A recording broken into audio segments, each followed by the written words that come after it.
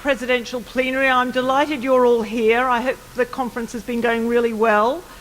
We've already had two fantastic plenary events, I think, and I hope some of you have been to one of them or both of them or whatever, but they've been terrific, and I'm sure this one will be very enjoyable and interesting as well. So once again, welcome. One of the treats of being president is that I get to organise this session. There's many treats, but this is one of the treats. And so I've been thinking about it for a long time, and I thought, what would be my dream team really, given that this meeting is a co-located meeting with our sister historical societies. And I thought the perfect team would be Evelyn Fox-Keller and Stephen Shapin. So I was just absolutely delighted that they both agreed to come. Stephen's up here at the front, you know, so bear with me. I don't know how many Jewish jokes between us we're going to manage, but we'll no doubt compete for this. So anyway, I was really delighted they could both come. And then, you know, really unfortunately, Evelyn, just at the last minute, has had a medical problem, and her surgeon has said that she can't travel. And, you know, being a fantastically generous person, she immediately said, look, I'm really, really sorry, and what can I do? And I'm very happy to do it on Skype. So that is what we have arranged. And actually, I wondered if you'd switch off all your technology that you've got on you, because apparently it may, you know, there may be some interference with it. I have to say that when she first mentioned the possibility of presenting this on Skype, I went into a complete sort of tailspin, because I'm not very confident about Skype and various technologies, and so I thought, oh God, we can't do it, blah, blah, blah. And then my sort of partner said to me, you know, that is so pathetic at a conference of science and technology studies, you know. So I had to point out that this community, of all communities, knows very well that the closer you are to a technology, the more you absolutely understand that it may not work. And that the only thing you can really rely on is a people and good friends. So I've asked my dear friend Maureen McNeil actually to be here with a text, so in case the technology fails, and hopefully it won't, she'll be able to read the text, and Evelyn has kindly sent us the text ahead of time. So let me get on and introduce her, and we'll have her give her talk, and then I'll introduce Stephen to give his talk. I mean, as you all know, Evelyn's Emeritus Professor at MIT, and she's really been a pioneer of our society's long-standing commitment to pay attention to, and where necessary, to transgress disciplinary boundaries. She's very well known to all of us as a historian and philosophy of biosciences, and she was, of course, a key instigator of feminist science studies, and personally means a lot to me. And in fact, I did go back and look at my very old book, Feminism Confronts Technology, and there she was, and it was a real kind of inspiration for me, the work that she was doing, and we were very much following in her footsteps. She's written on an incredibly wide range of topics, an incredible number of books. If you Google, there's heaps and heaps of books. But she's probably best known for Reflections on Gender and Science, for The Century of the Gene, and Making Sense of Life. And in fact, she's recently brought out a book with Duke that I read on the plane coming over, called The Mirage of Space Between Nature and Nurture, and it's a fantastic book. And that's the subject of what she's going to talk about today. And the title she's given us is Genes, Genomes, and the Nature-Nurture Debate. So we'll try now and make the connection.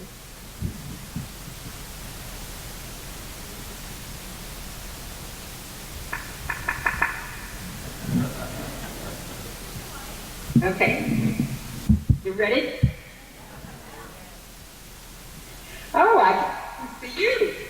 That's terrific. Well, hi, Judy, and hi, everybody else. And first I want to say how sorry I am that I cannot be with you in person. And I hope you will bear with me while I read my talk on Skype.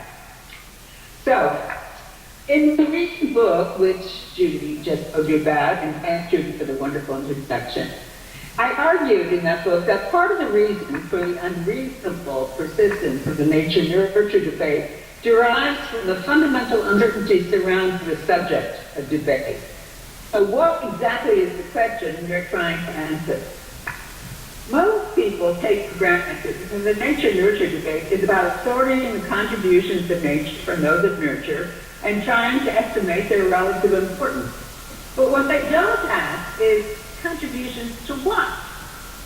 Yet here, I argue, lies the recalcitrant source with the entire debate. For what is at issue, the subject of debate, depends critically on our cast of assumptions about how that question, contributions to what, is to be completed. The most common assumption by far is that what's at issue is the comparison of the contributions of nature and nurture to the formation of individual traits. This, for example, is the assumption that underlies much of the argument of Ridley's widely written book on the subject. Ridley's central thesis is that modern genomics has shown us that the nature-nurture debate, as normally premised or traditionally posed, is premised on a meaningless opposition. He writes, the discovery of how genes actually influence human behavior and how human behavior influences genes is about to recast the debate entirely. No longer is it nature versus nurture, but nature via nurture. Genes are designed to take their cues from nurture. But in his review of Ridley's book, evolutionary geneticist H. Alan Orr argues that Ridley misses the main point of the nature-nurture debate. Orr's main complaint is that Ridley, quote, seems to have the right answers to the wrong question, close quote. The right question, he says, is statistical. It asks about the percentage of variation in, say, IQ, for example, that arises from inherited differences among individuals. Do some parents pass on smart genes to their kids? Versus the percentage that arises from the environmental differences. Do some parents pass on books to their children? Ridley, this is still Orr arguing, Ridley's question is mechanistic. It asks about how genes behave within individuals. And the fact that genes respond to experience is certainly interesting and important, but it's the wrong kind of fact that settles the nature-nurture debate. Close quote. To Orr, the difference between the two questions seems clear, and he asks how so sophisticated a science editor as Matt Ridley could make so elementary a mistake. But I think his query is misguided. The conflation between statistical and mechanistic questions is so widespread, so difficult for both readers and authors to detect, so rampant in both the popular and technical literature, that one might rather ask, how does Orr manage to remain clear? Does he never slide from one to the other? If not, that is really an exception. My central argument is that a chronic slippage from one question to the other derives from the inherent ambiguity of the language of the debate, indeed of the language of genetics. And the two main culprits here are the terms heritability and genes. The problem with heritability is explicit. It has two distinct meanings. One statistical, referring to populations, and the other, what Orr calls mechanistic, referring to intergenerational transmission in individual lineages. And slippage, as I say, between two meanings is chronic. The trouble with genes, that is, the trouble most relevant to this debate, is more subtle, and I think, in the end, more consequential. It derives from the understanding of the gene that has prevailed in classical genetics, and has continued to prevail in large part. For classical geneticists, and especially for the paradigmatic school of T.H. Morgan, genetics was about tracking the transmission patterns of units called genes. But what was a gene? This no one knew. Yet it was assumed, the gene was assumed to be a unit that could be identified by the appearance of mutants in wild-type populations. Forgive the phone, I don't know how to turn it off. Oh dear. What's that?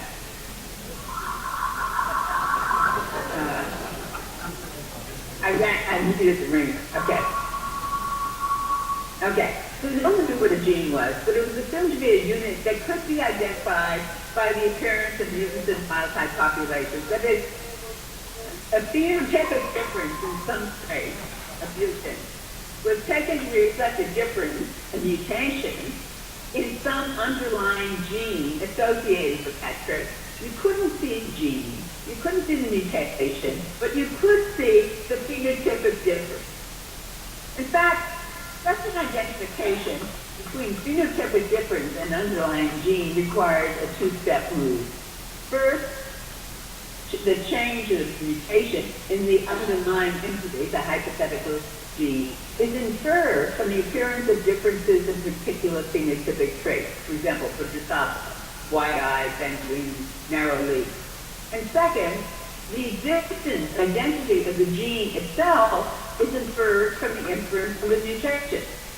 In other words, the classical gene was on the one hand identified by the appearance of the phenotypic difference, and on the other hand, it was identified with the changes, mutations, assumed to be responsible for these mutants.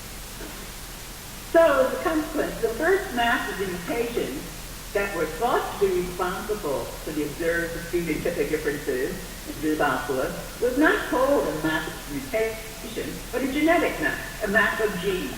That is to say, it was so taken for granted that the mutation pointed to or lay in a gene. And a practice of referring to mass of gene defect as genetic mass continues to this day. This may well be the origin of the widely used claim that the classical gene is a difference maker. But at the same time, the gene was also assumed to be a trait maker. In other words, the gene was taken to be responsible not only for the difference observed, but also for the trait which has undergone a change. That is, the trait in which a difference has been observed. One might say, then, that a certain confounding of trait differences with it, of genes and mutations, was built into the science of genetics from the very beginning. Moreover, one might argue, it adhered to the logic of the method. The occurrence and frequency of trait differences was what geneticists could see, what they could observe. By examining these phenotypes, they could detect differences, which in turn were taken as indicative of changes in the underlying internal entity. Through breeding, we looked at such changes, that is, the mutations, could map, and the resulting map, a map difference maker, as I've said, has ever since been referred to as a map of genes. But perhaps to this day, nowhere where the resulting gene is particularly conspicuous today is in medical genetics, where mutation, sequence anomalies in the DNA, for example, that are correlated with a disease are routinely referred to as disease-causing genes. Thus, for example, when a mutation that increases the odds of getting breast cancer is identified, it has become routine to refer to that mutation as the gene for breast cancer. The same slippage persists in contemporary discussions in the philosophy of biology of what Honey Moss, now many others, called gene T, when he had identified two different genes, what he called two different genes. First, there's the phenotypic gene, and Moss writes that gene T is a phenotype predictor and cannot be defined by the nucleic acid sequence. But in fact, what he calls gene T is not a gene. It's neither a gene nor a predictor of phenotype. It's a mutation. And as such, it's a predictor of phenotypic difference. Indeed, as Moss himself acknowledges, the reason that gene T cannot be defined by a specific sequence is that invariably there are many ways to lack or deviate from a norm. Wilhelm Johansen, the man who coined the term gene, was himself aware of the problem and it worried him. As early as 1923, he asked, is the whole of Mendelism perhaps nothing but an establishment of very many chromosomal irregularities, disturbances or diseases of enormous practical and theoretical importance, but without deeper values or an understanding of the normal constitution of natural biotypes? Clearly, genetics was meant to be more. Indeed, it is hard to imagine that the original slippage was entirely accidental. To think of genes simply as difference makers or mutations would have been to detract from the very power of the gene concept. Mapping difference makers and tracking their assortment through reproduction may have been all of the techniques that classical genetics mimicked, but the aims of these scientists were larger. What made genes interesting in the first place was their presumed power to mold and to form. In a word, their power to act. Gene action is a term invoked to refer to the process by which genes exert their power in the development of the characters or traits themselves. But for illuminating the nature of this process, the developmental process, studies of trait differences would not by themselves suffice. In fact, neither successful mapping of the locus of the factors, the difference makers, presumed to be responsible for such differences, nor the analysis of their emergence and their intergenerational patterns of transmission taught us anything about the causal dynamics of the developmental process by which the traits themselves came to be. As John Ducret puts it, classical genetics was about visible features that could trigger different developmental outcomes, but not about the causal explanation of these outcomes. Furthermore, the very habit of renaming mutations as a particular kind of gene, namely a gene as difference maker, an easy slide between such quote genes and genes as trait makers, perpetuated the illusion that an increased understanding of the effects of gene differences would enhance our understanding of what it is that these entities called genes actually do. But really the question begs, and it continues to beg, how much difference can such a simple conflation really make? How much trouble can it cause? In fact, I now think that makes rather a big difference, bigger, larger even than I considered in this book. Not only does the conflation keep the nature-nurture debate alive, enabling scientists, academics, and lay readers to constantly talk past each other, but I now think it gets at the whole range of questions about how biology, more specifically about how genetics actually matters, and about our persistent tendency to separate discussions of how biology matters from discussions of how culture matters. Indeed, it gets at questions that have long divided the academy, often quite acrimoniously. So one manifestation of this division appeared in an issue of Current Anthropology, triggered by an introductory essay called Genes and Cultures, What Creates Our Behavioral Phenome, written by Stanford biologists Paul Ehrlich and Marcus Feldman. Now, a central concern of the office was to refute the widespread claim that much, or even most human behavior has been programmed into the human genome by natural selection. I want to argue, however, that it is not refutation of that claim that is needed, but rather deconstruction. More specifically, we need to understand its reliance on a fundamental conclusion, meaning genetics. As given, the claim, in fact, makes no sense. But refutation is not the point where it just leads us to an alternative claim that makes equally little sense. Rather than being programmed by genetics, human behavior is claimed to be programmed culture. I'm going to explain why neither can make sense. It is as hopeless to deny the role of genetics in human behavior as it is to deny the role of natural selection in the evolution of our genomes, of our genetic system. But what is a genome? The term genome was introduced in 1930 to refer to the sum total of our genes. To classical geneticists, the genome was just a string of genes, where genes were assumed to be the causal elements of development. There was nothing else. Today, however, analysis has revealed a dramatically different picture. If we take genes to refer to protein coding sequences, as most biologists tend to do, then it is now recognized that genes make up only a minute proportion of the total genome, the total DNA. In fact, only 1 to 2% of human human DNA is used for protein coding. The rest is presumably found in regulation. Now, this is a very important point. For the regulatory sequences determine gene expression, that is, they are responsible for the sensitivity of gene expression to the particular environment in which the genes find themselves. Indeed, the fact that so much of the genome is devoted to regulation suggests a radical rethinking of the meaning both of genetics and the genome.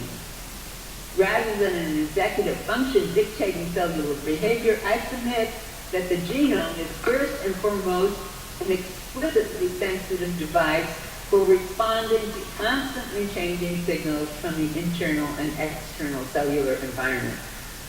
Perhaps we should rename it, not the genome, but a reactome.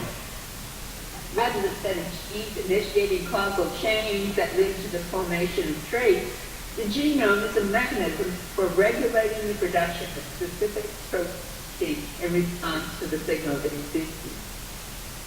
The fact that the developmental process is as reliable as it is a consequence of the structural stability of that mechanism, also of the relative constancy of the environmental input, and most importantly, of the dynamic stability of the system as a whole.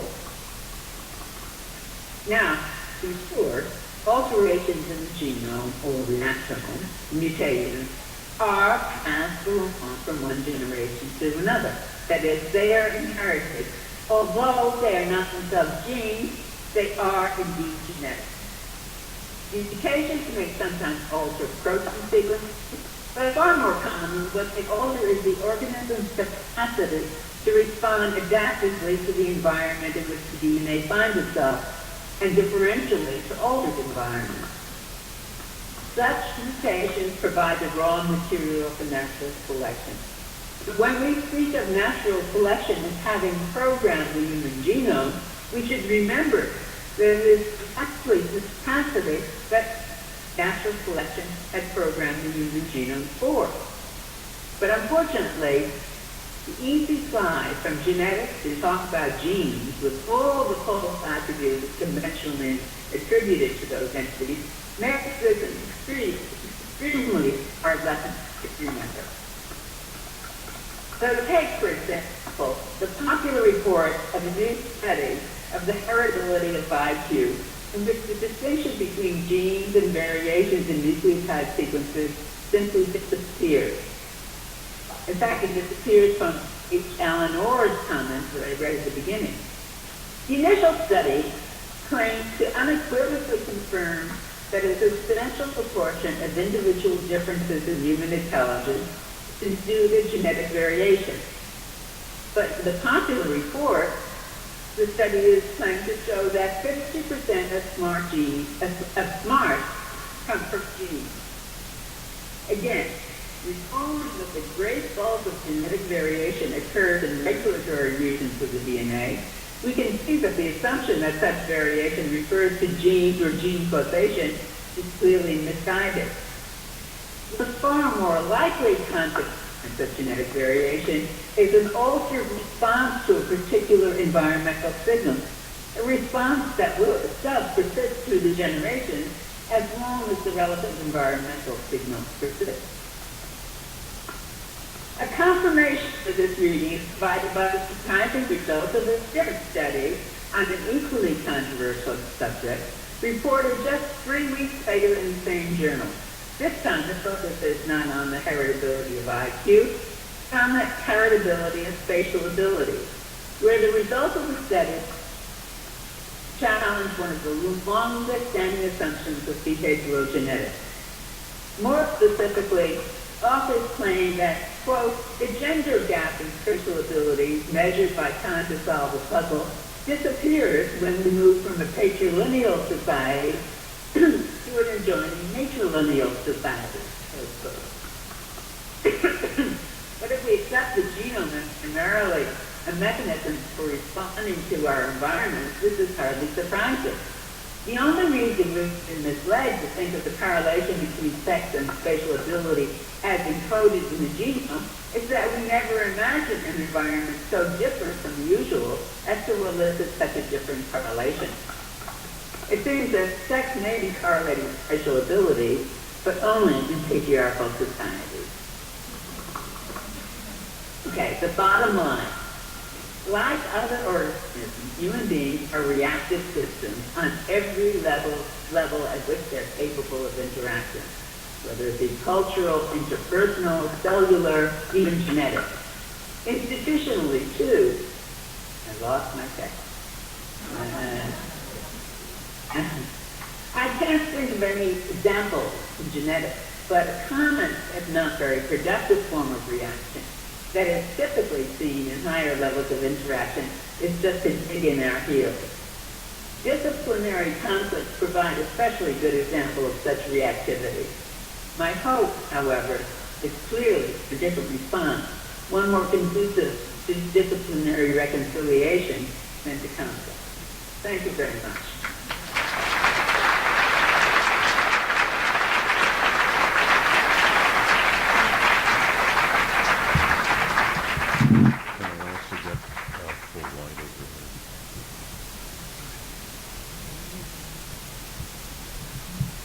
Thank you very, very much, Evelyn, for a very interesting talk, and we really wish you well for a speedy recovery. I'm looking at you, but you can't see me, but for a speedy recovery. We really, really enjoyed the talk. Thank you very, very much. I wasn't going to even attempt a question and answer session, given my skepticism about technology, so I think we'll kind of leave it there. So thank you.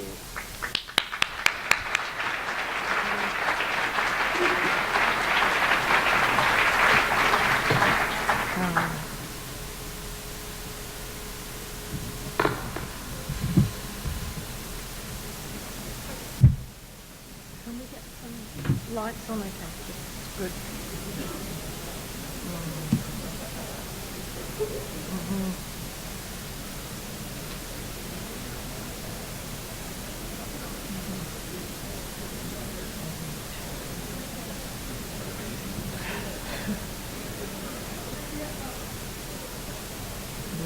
Okay, great. Right, thanks very much. For those of you who can remember the Monty Python sketches, now for something entirely different. It's a tremendous honour, actually, to welcome Stephen Shapin to this plenary.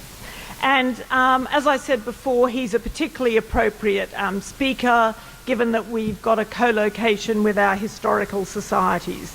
His work is very well admired and well used by chroniclers of early modern science, as well as by ethnographers of technoscience's most contemporary forms. And indeed, like Evelyn, in the best tradition of 4S, he speaks across boundaries, disciplinary, methodological, and temporal. He was trained at the University of Pennsylvania. He's currently a professor at Harvard, and he worked for many years at San Diego and most importantly in Edinburgh, where we met, oh heaven knows, decades ago. The breadth of his work is really hard to capture in a short introduction, but it includes many path-breaking contributions like Leviathan and the Air Pump, co-written with Simon Schaffer, and The Scientific Revolution, for which he won many prizes, including our Fleck Prize, the Merton Prize of the ASA. He's recently, well not so recently, but turned to a really diverse range of other topics, such as modern industrial science, and most recently to the history of the dietetic movement. And in addition to his kind of very scholarly and academic contributions, he's also been making more popular public contributions. And one of my great pleasures as a subscriber to the London Review of Books is when one of them arrives with a fabulous review by Stephen in it. Apparently he also writes for the New Yorker, but I don't read the New Yorker, so I haven't actually had the pleasure of seeing those pieces. And of course, Stephen was the winner of our own Burnell Prize some years ago. I recently picked up a book that he's put together. It's a collection of his essays, actually, that came out last year called Never Pure. And I opened it up, and it had a wonderful introduction in his own inimitable way, where he says how a friend of his summed up his 40 years contributions of writing to the history of science by saying what Chapin had achieved was lowering the tone. And I think the subtitle of this book, Never Pure, actually tells us very clearly what this lowering of the tone consists of. It's the longest subtitle that I've seen in a book. The subtitle goes like this: Historical Studies of Science, as if it was produced by people with bodies situated in time, space, culture and society, and struggling for credibility and authority. It's beautifully laid out, and I thought to myself, I wish we could all make such claims to lowering the tone. So I'm delighted to introduce Stephen, and he's going to speak to us today on the topic of the sciences of subjectivity. Thanks.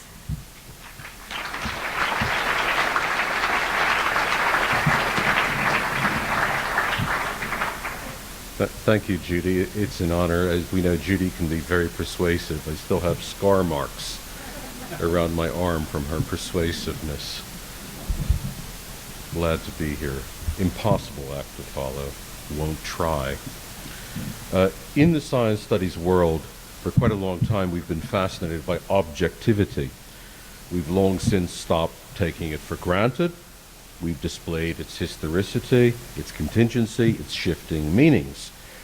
We've described the supposed means of securing its appearance. We've pricked its balloon. Objectivity, we say, is an ideal for science, but it's not a reality about science, not in a form easily recognizable from its ideals. And science has traditionally been seen as the major, if not the only domain where objectivity lives. We've brought the ideal of objectivity into alignment with reality, ironically to make it more objective, by adding to it doses of subjectivity.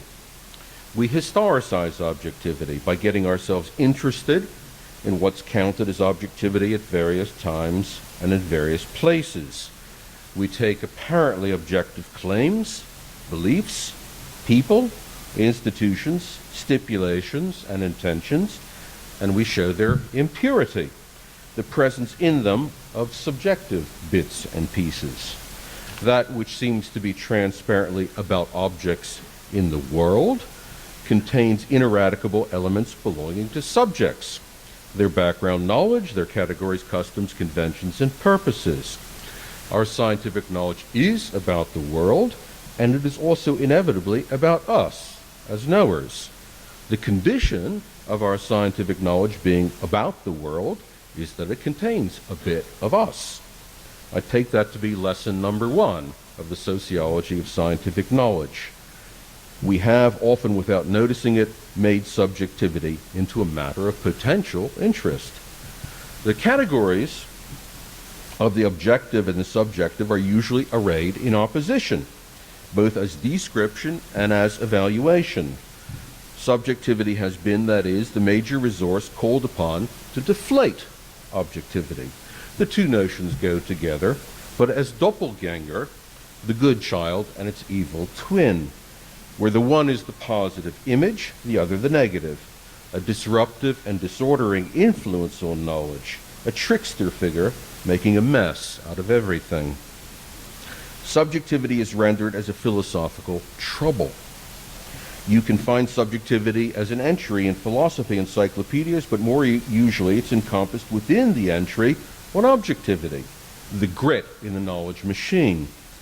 Do a Google search, for example, for Thomas Kuhn, subjectivity, and Page and Brin helpfully ask you, did you mean Thomas Kuhn, objectivity? Look up subjectivity in the index to Richard Rorty's Philosophy and the Mirror of Nature, and you are referred to an entry for the objective-subjective distinction.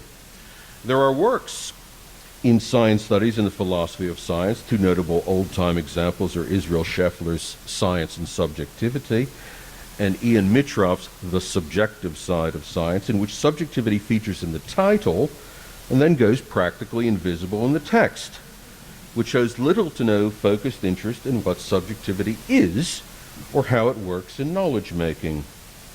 A doppelganger conception of objectivity and subjectivity is classical. Aristotle and the Stoics circulated the image of the two standing in the same epistemic relation as the wax to the seal. The same image worked for Descartes in the 17th century, and more recently it served for Peter Gallison and Relaine Daston in their magisterial survey of objectivity. Objectivity, they write, is related to subjectivity as wax to seal. The two are as inseparable as concave to convex. The one defines the other. Now you would think, if we believed that or something like it, that subjectivity would be as much a topic of theoretical and empirical inquiry as its twin. We'd be greatly interested in what it is. We'd want to distinguish its specific forms and modes. We'd be interested in how it figures in concrete knowledge-making practices. And we'd be engaging with it in a focused, naturalistic way. But in science studies, we've done none of those things. And that's odd, since if we no longer believe in the objectivity of legend, that puts quite a load on the subjective bits and pieces we use for deflation. Objectivity doesn't exist, but subjectivity fills the space vacated. And there are probably two reasons for this general neglect. One is the identification of scientific knowledge with ideas of objectivity and the deflationary impulse that derives from that. The other is what might be called the dustbin conception of subjectivity, the bin which holds the heterogeneous bits and pieces of whatever it is that pollutes objectivity. We take objectivity as an ideal to be historicized, and subjectivity is whatever we're stuck with if we don't take care. The idea that there's nothing coherently to be said about the subjective domain, that it is inchoate, arbitrary, unstable, and endlessly varying, fits subjectivity for its polluting task and also excuses us from making its workings a focused topic of inquiry, and that sentiment too is classical. Subjectivities, like the practices of making the knowledges we call objective, have their modes, and the naturalistic impulse rightly considers them in their specific forms. So consider one mode of subjectivity called taste. Here the Latin tag is de gustibus non est disputandum. No one seems to know where the phrase originated, though some think it must be scholastic. Common English renderings are, there's no disputing about taste, there's no arguing about taste, and there's no accounting for taste. To each his own. You like Wagner, and I like Verdi, and there's nothing we can say to each other that would alter our opinions or reliably describe what's good about Wagner to the Verdi person, or vice versa. Neither the facts of the matter nor rational persuasion can possibly have any place in such things. In science studies, a telling instance of that view appeared in an important 1973 essay by Thomas Kuhn, in which he was concerned to defend himself against the charge of subjectivism. Suppose, Kuhn said, he and a friend go to a movie, a Western, and afterwards he says to his friend, "How I like that terrible potboiler." That the movie was a potboiler is, Kuhn writes, a matter of judgment. He and his friend can argue all night, invoking all sorts of standards and criteria about whether or not it was a potboiler. That's judgment, and that's, as Kuhn says, discussable. If you like, it's rational. Maybe, Kuhn applied, he and his friend could come to share the view that the movie was indeed a potboiler, but by contrast, that he liked it is what Kuhn called a matter of taste. The experience of liking is irremediably subjective, it is private, and for that reason there's nothing to be said about it that has any consequence. This is Kuhn. Short of saying that I lied, he cannot disagree with my report that I liked the film, or that what I said about my reaction was wrong. What is discussable in my remark is not my characterization of my internal state, my exemplification of taste, but rather my judgment that the film was a potboiler. Where taste is concerned, there's just nothing to be discussed. Kuhn defended himself by saying, of course, scientific theory choice is a matter of judgment. In that sense, it is subjective, Kuhn wanted to say, like finding evidence and criteria by which you can say a film is or is not a potboiler. But it's not, he said, a matter of taste, about which he claims you cannot discuss, cannot find criteria, cannot advance evidence, cannot go on in a rational way, cannot reach any sort of agreement. Now, Kuhn here implicitly assimilated positions in the philosophy of science to a body of thought that's rarely considered in connection with science, because the taste-judgment distinction has traditionally had its being in aesthetics. And though Kuhn doesn't say so, and even though he's much influenced by his colleague Stanley Cavell, thinking of scientific and aesthetic judgments in the same frame is quite a productive thing to do. If it's not exactly truth is beauty, beauty is truth, at least it's that properly understood the procedures for rendering truth and beauty judgments resemble each other quite a lot, or at least that's my claim.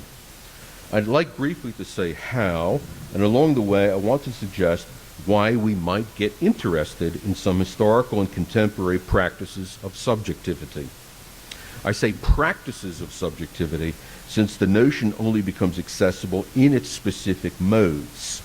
So a practice of subjectivity I want to introduce is that of taste, and specifically of the modes of gustatory and olfactory taste that have been reckoned as the most private, most arbitrary, and least discussable of all subjective modes.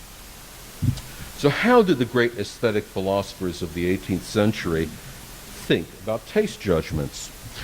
The best place to start is David Hume's great essay concerning the standard of taste. Hume's question is whether there can be such a thing as a standard in matters of taste, and his first response is no. He invokes de gustibus, and he talks about taste in the same sort of way as Kuhn later did. This is Hume. To seek the real beauty or real deformity is as fruitless an inquiry as to pretend to ascertain the real sweet or the real bitter. According to the disposition of the organs, the same object may be both sweet and bitter, and the proverb has justly determined it to be fruitless to dispute concerning taste. But the greatness of Hume's essay comes from the fact that he doesn't leave the matter there. When I say that a Vermeer is beautiful, I mean to be understood as saying that there's something about the painting that is the occasion of my saying so, and that ought to cause you to respond as I respond. It's hard to imagine the point of my saying so if what I meant was nothing to do with observable aspects of the painting. My sense of its beauty has, of course, got to do with me, but it has also got to do with the painting. That said, I have not got to believe in any such notion as universal aesthetic standards and going on from there. As we reckon that taste responses have got to do with objects, not just subjects, we then quite forget, Hume reminds us, the natural equality of tastes, de gustibus, and he might have said we argue, dispute, and discuss a lot. I can discuss with you things about the painting that I notice and that you might not, and if we disagree, I might try to draw your attention to those things and see if we might come to agree. I do not act as if we consider our judgments arbitrary or essentially private, insofar as we think that there are aspects of the object that elicit our aesthetic responses. We are talking about the objects, the same objects available to you as well as me, and we can and do refer to, even point at, aspects of those objects as we talk about those aesthetic responses. In Kuhn's terms, we are in fact discussing not just whether the Vermeer is a realistic representation, but whether it's a good one, whether it possesses features that cause us to respond to it as beautiful. We talk about those responses, about our private internal states, and our talk is about objects in the world, even as we are aware that your responses are different from mine. Far from having nothing to say about taste, we potentially have a lot to say, and much of that is referential. It points not inwards, but outwards. When we say de gustibus, one way of understanding what we mean is that it's just uncivil to argue about differing tastes, that you can make yourself a pain in the ass if you do that. And indeed, there are many cases in which that's true enough. Enough philosophy for the moment. The point of drawing attention to philosophical aesthetics is not that it gives a stable understanding of taste judgments. It does not, no more than the philosophy of science offers a stable picture of scientific judgment. For example, Edmund Burke at the end of the 18th century disagreed with Hume's suggestion that a food might be bitter to some and sweet to others. We all have the same sense organs, Burke said, so what's bitter to me is of course bitter to you. What may vary is what we say about how the food strikes you. The point, rather, is that traditions of aesthetics offer resources for thinking about scientific judgments, picking up, so to speak, the other end of the epistemic stick. In the study of science, we start from the notion of unproblematic and public objectivity, and then we add dollops of subjectivity. While in the study of taste, we start from the disposition to find responses merely subjective and wholly arbitrary, and then we put ourselves in a position to appreciate that they have a referential character and that they may be discussable. That is to say, in taste and in truth, we approach intersubjectivity from different directions, but that is where we tend to wind up. In fact, to the proverbial there's no arguing about taste, I'd counter that we argue about little else. We do not argue or discuss whether 2 + 2 = 4, except in philosophy, or about the facts of the matter, except in law courts, but the texture of our conversation centers precisely on whether some movie is good, whether Catch-22 is a great novel, whether Texas barbecue is better than Carolina barbecue, and whether Professor Chapin is any good at giving a plenary talk suitable for 4S. So far as the judgments of everyday life are concerned, including the everyday life of science making, we should get better at understanding judgment and how it happens. As Richard Rorty once said, if the objectivity of legend is not on the table, nevertheless, we might be interested in something that he thought served the purpose, which was the achievement, when and wherever it happens, of uncoerced agreement, of coming to practical interactional assent about what is, from another point of view, private to the experiencing and knowing subject. So what do we know about how taste judgments are formed and how they may come to be shared? The answer is not a lot. There's usually some misunderstanding when I say that. I'm told there's a huge sociological literature about taste, but there isn't. The sociological treatment of taste is focused almost entirely on the social uses of taste, on taste as a social marker, as a mode of distinction, on explanations of changing taste, on fashion as a social phenomenon. Antoine Agnon in Paris has similarly pointed the sociologist's interest in what taste does to the neglect of what taste is and how it is formed in the interactions between people and objects, people and people. Describing the tasting of wine, he advocates a sociology of attention, an appreciation of tasters' efforts momentarily to make themselves objects rather than subjects, to arrange, he says, a stronger presence of the tasted object, to attend to and respond to what the tasted object says and reveals. What I'm suggesting would be of interest is an ethnography of how tastes come to be formed, discussed, and sometimes shared. Such ethnographies would look a lot like those produced by laboratory studies of science, concerned with how fact and theory judgments come to be formed, discussed, and sometimes shared. One reason I suspect that we have so few examples of this sort of thing is the sway of the de gustibus sensibility. Either there's no possibility of discussing taste, or there's no point in such a discussion. But there is both the possibility and the point, and there are in fact a handful of exercises that show interest in how this happens. One is a not very well-known study of how one becomes an opera fan by the Argentine-American sociologist Claudio Benzecri. So how do you learn to respond to opera the way that opera lovers do? You hang out with opera lovers, you observe the moments and circumstances that elicit approving and disapproving responses, you note the words, phrases, and gestures attached to descriptions and evaluations of opera passages and performances.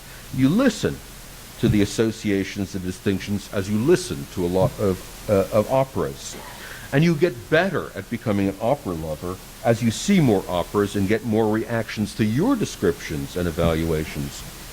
Becoming an opera lover is knowing about opera and knowing about other opera lovers. It's about the external world and about coordinating or distinguishing one's private aesthetic responses with the private aesthetic responses of others.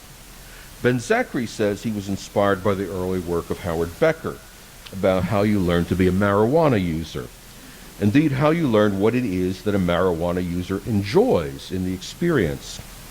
You need both cannabis and community, both objects in the world and fellow experiencing subjects. Everybody gets stoned alone, together. Academics haven't been greatly interested in naturalistic understandings of the practices of taste and judgment, but there are many others to take up the slack. And there are two kinds of communities which have more or less systematically reflected on how tastes may be formed, described, and sometimes shared. The community of connoisseurs, and those allied to connoisseurship, is one. The usage of connoisseur, by the way, came into English in the context of the 18th century culture of refinement and politeness, the man of knowledge as a man of taste. In the French from which it was borrowed, it simply meant knowing in the sense of being acquainted with, on the kennen side of the German kennen-wissen distinction. But in English, it was attached to the special sort of knowing that was discernment in matters of taste. Connoisseurship and scientific judgment aren't usually considered together, but they should be, and indeed they were, by the physical chemist and philosopher Michael Polanyi. Judgment for Polanyi wasn't rigidly rule-governed, but neither was it arbitrary or private. And this is what he signaled by repeatedly assimilating scientific judgment to practices like knowing the characteristics and qualities of wine.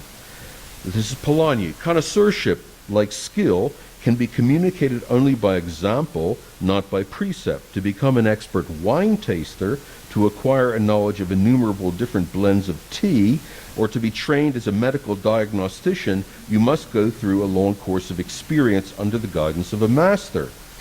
Scientific beliefs are necessarily indeterminate. They are like rules of art. They are guides in the art of making scientific discoveries and guides of connoisseurship in assessing the value of a scientific claim. Thomas Kuhn, much influenced by Polanyi, avoided using the notion of connoisseurship, but other than that, his view of scientific judgment was much the same.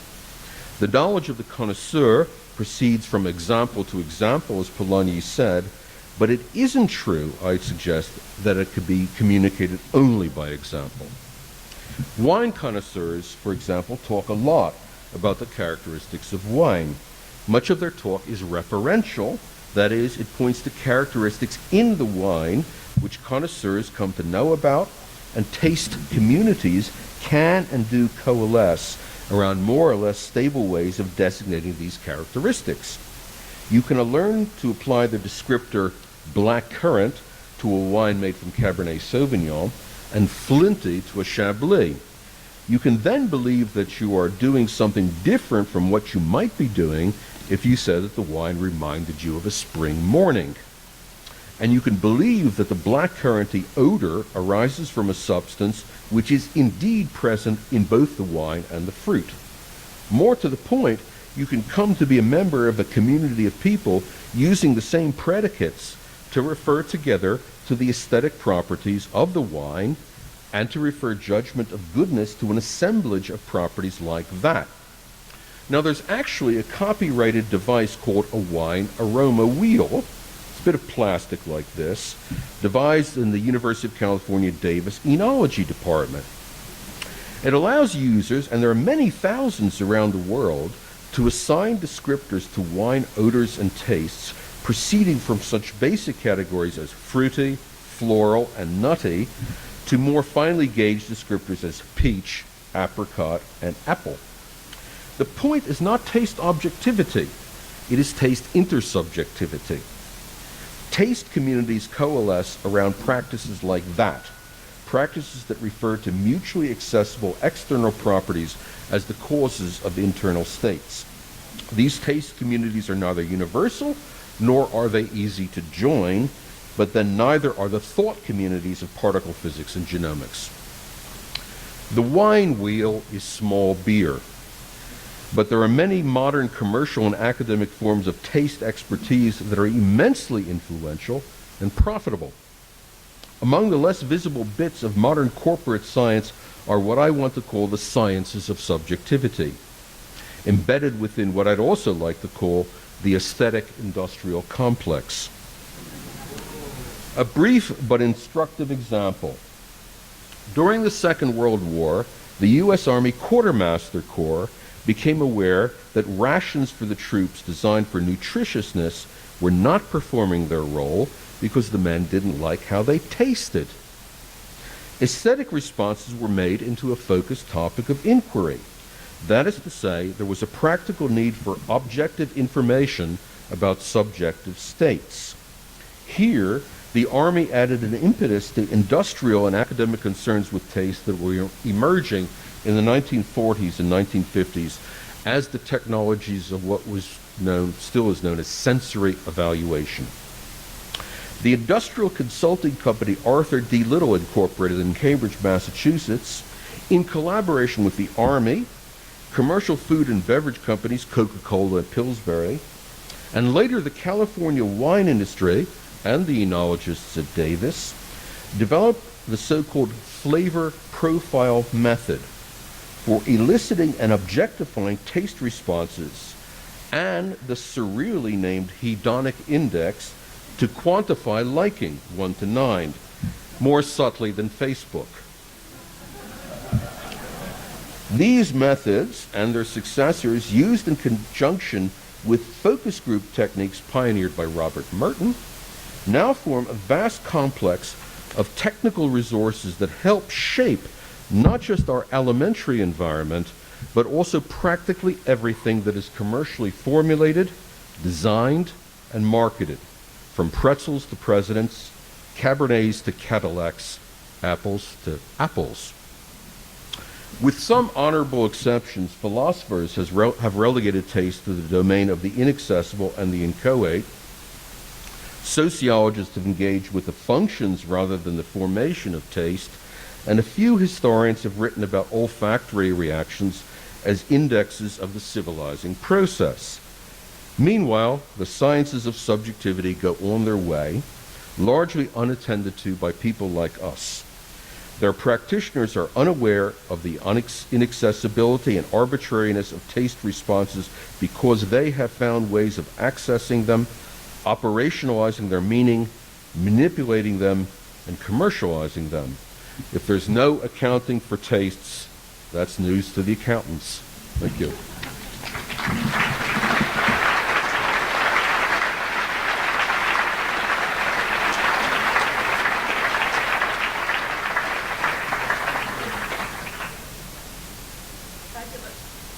Thank you very, very much. Actually, you always anticipate my thoughts, because I was just thinking about Bourdieu and distinction when you, of course, said, no, Judy, don't think about that. That sociology isn't doing the job. Because that was indeed what I was thinking about, and also about the literature, of course, on cultures of consumption, which does a lot of that work, but as you say, is kind of looking at its functions rather than kind of how it's formed. I might do a bit of a bit of a defense of some of the work on distinction. But anyway, let's see, we've got about 10, 15 minutes for questions and comments. So perhaps, Steve, you could just come up and...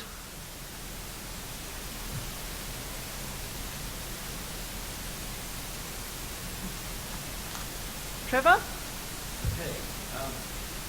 Thinking through this kind of laboratory study ethnography of taste, you've probably been to this sort of experience. You've been at a concert of some genre of music, and everybody's sort of doing what they like the music.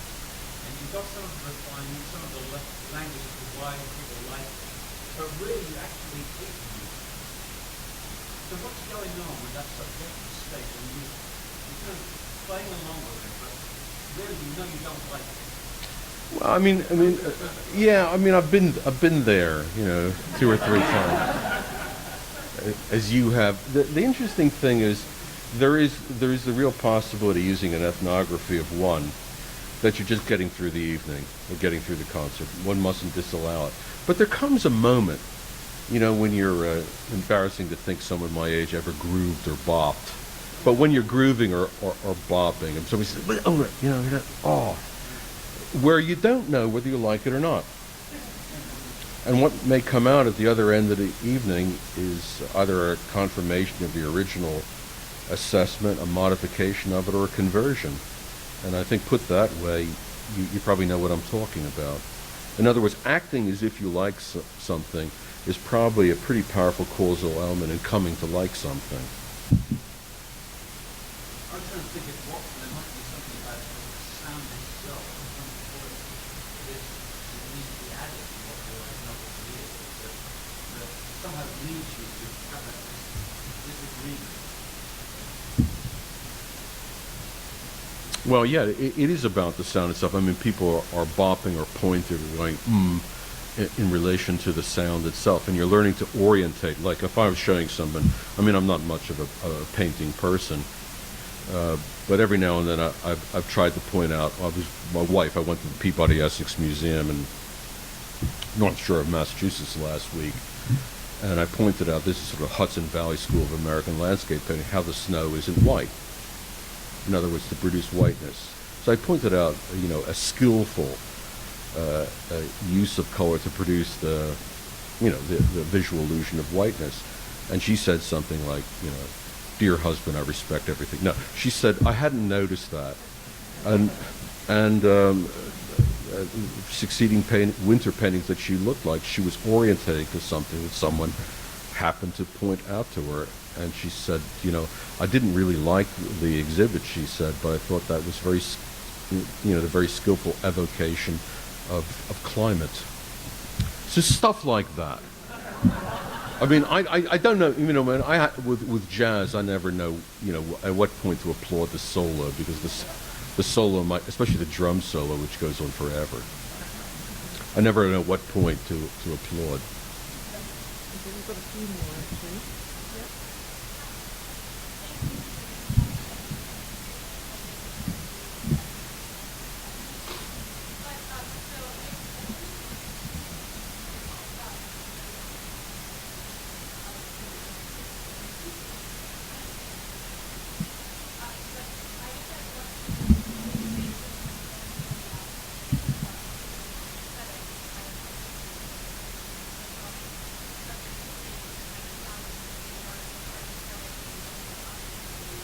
Yes.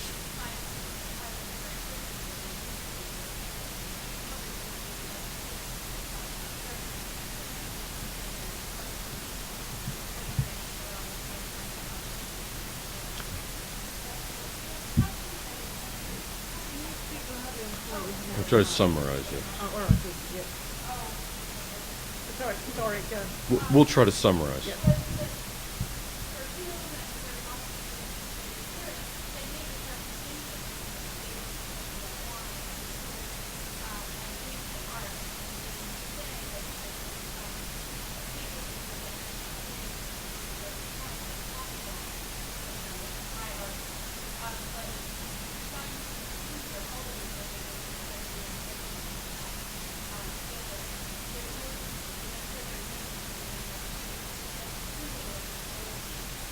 Yeah.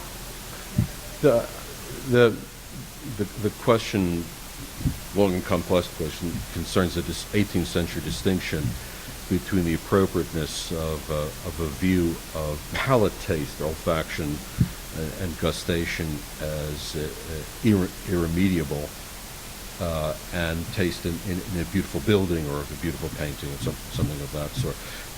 These guys are dragged kicking and screaming. Although in the 18th century, the century of taste has been called, one is moving the language of the palate onto the language of judgment, of the aesthetic properties.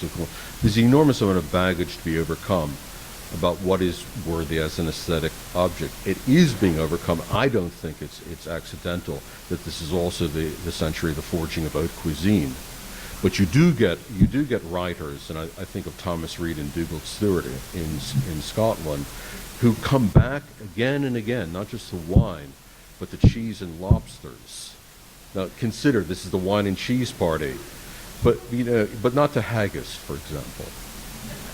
So it strikes me as proceeding against the current of an overwhelmingly, and let's call it that, a class-based denigration of the palate. That, is both Christian and pagan in its origins.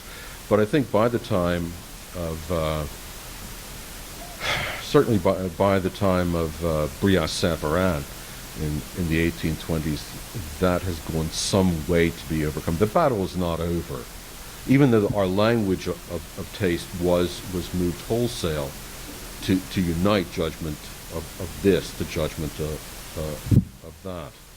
So the distinction is made, it tends to be a break when considering wine, cheese, and haggis in the same frame as Vermeer and the Pantheon, but it is made. Okay, we have got a mic now, which is great. Down here, there's a couple of questions, actually. Maybe Sandra and then the chap behind her.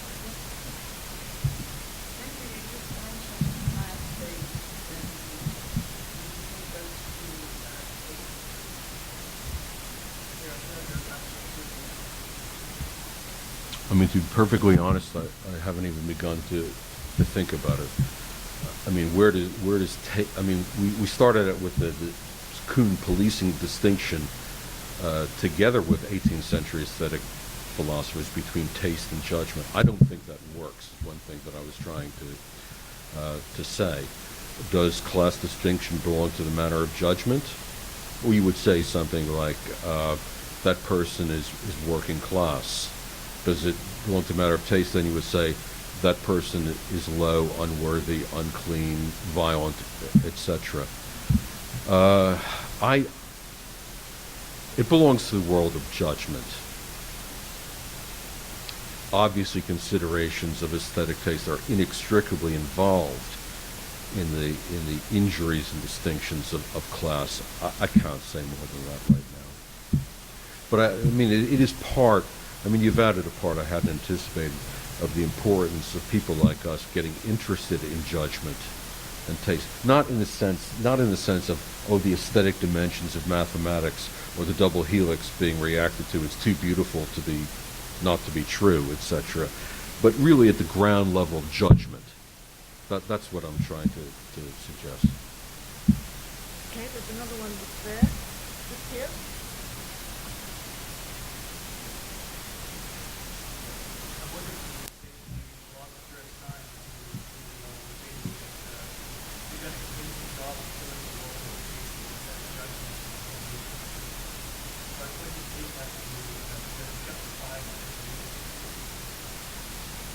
Well, there was a time when we thought the context of discovery was supposed to be the easy thing for people like us, in the context of justification, hard or impossible. I think the work over several decades has rather been upside down.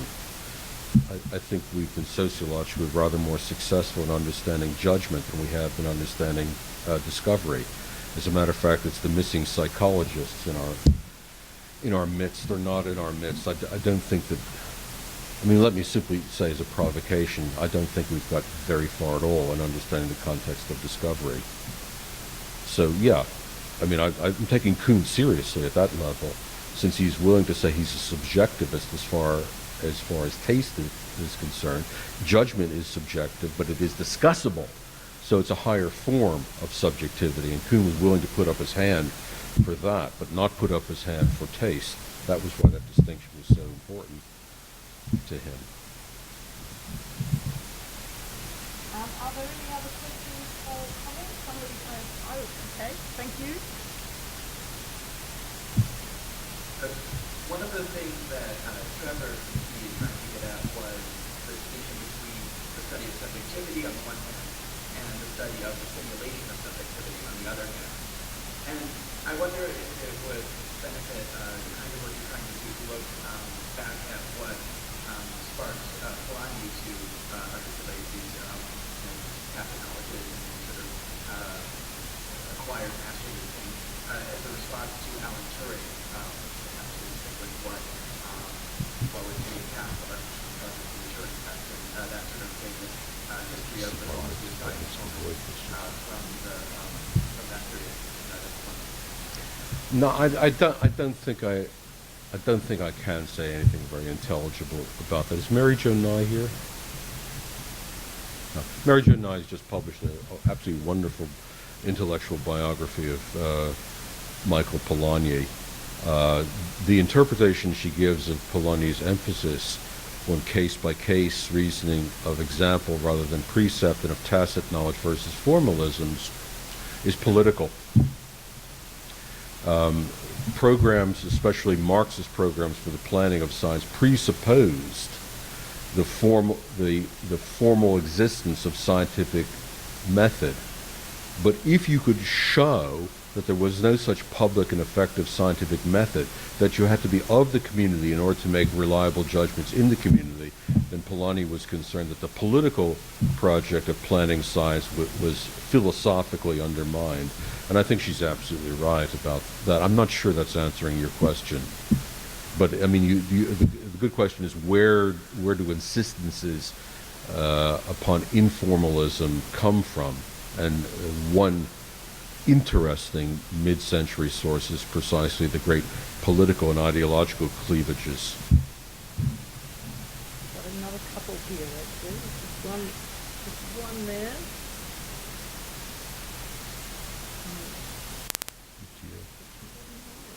Two.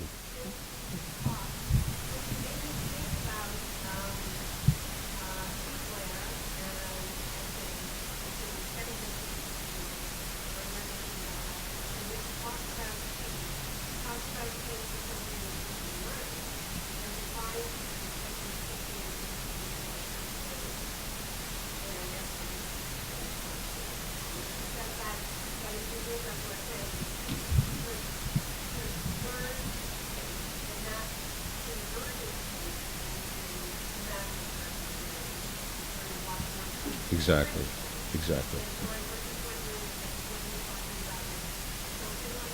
It is. No, it is something like that.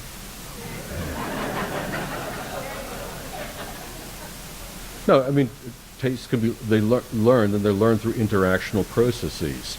They're learned through interactional processes together with the objects. That's exactly what I'm saying. Okay, last one, actually, Maria. All right.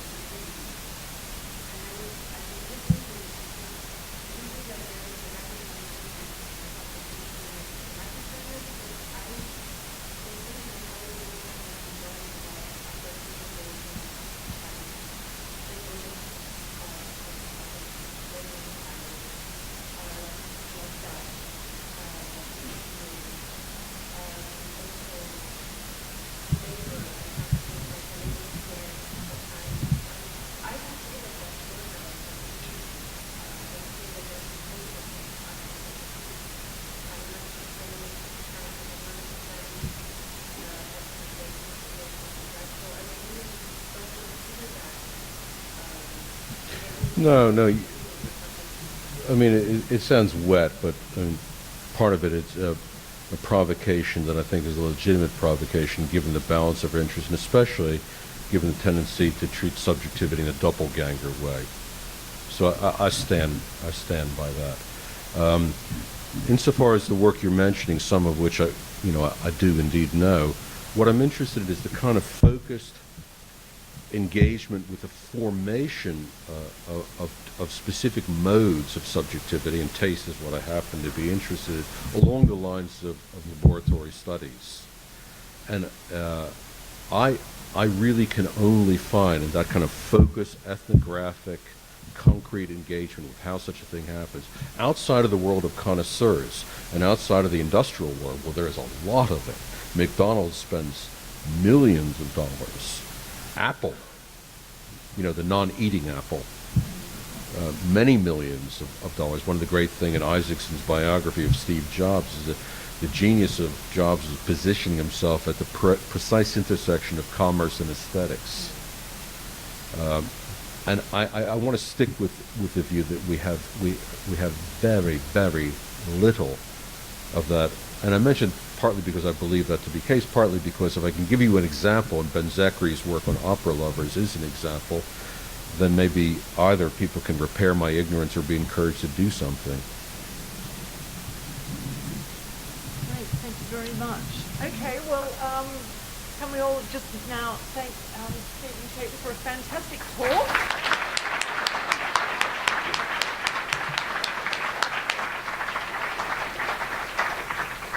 Just going to finish a few minutes early because we have a business meeting now at 5 o'clock, and I'd like to encourage as many of you as can face coming to come, and it's in the Savoy room just down the corridor here, and we'll be meeting in 5 minutes. Thanks.